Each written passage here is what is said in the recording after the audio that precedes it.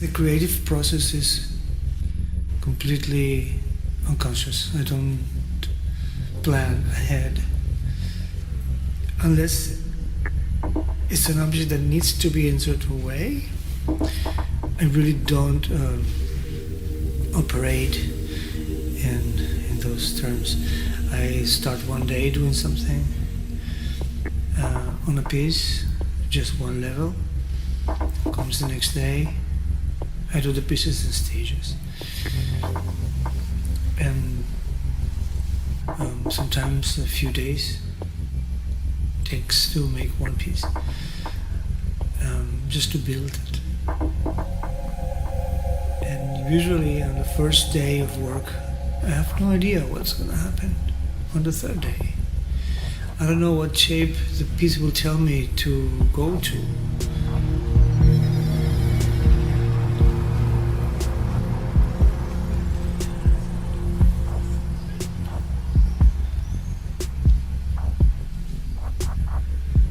I am with the piece 100% all the time, and when I leave the piece, I leave it, and the next day I come to it. My ideas might change, my perception of the piece might change.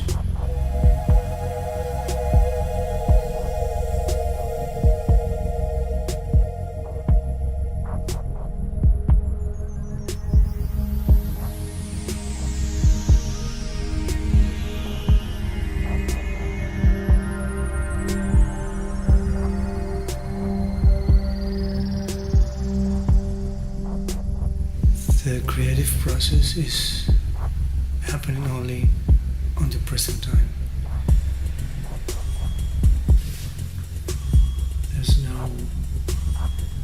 There's no way to control the piece, not even until it's built, because once it's built, it has to dry, then cracks might appear, and then the first firing comes and the piece shrinks and changes, and then comes the glazing, pigment, and maybe I will add some gold, some platinum. Maybe accidents will happen and the piece will take a different character, and the moment when those things happen, the piece changes. I cannot do anything about it. It's a wonderful thing because you can really learn how to liberate yourself from controlling. It's a very interesting exercise.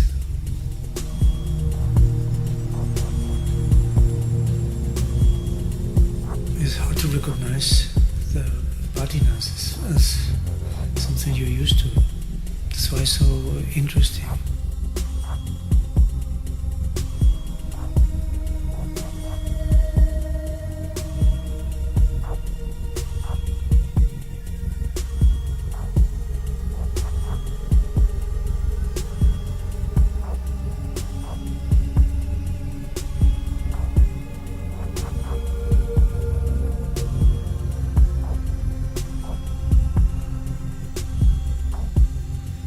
Imagery come and go when I work on a piece. Usually landscapes, but not landscapes on the piece, but rather the piece in a landscape. An extreme place with few people. It's almost like they belong to an alternative reality. More attractive, not polluted. It's terrain without trace.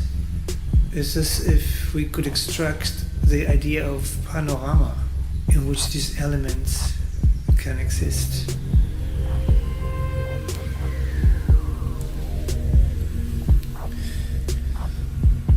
I'm very pleased by the fact that my pieces speak by themselves. I think the most uninformed person immediately gets familiar with them.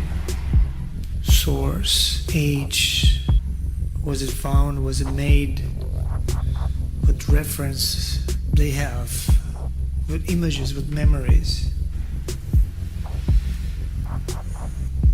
There could be just geological objects of interest, the result of some natural occurrence, perhaps, or maybe something made, an artifact.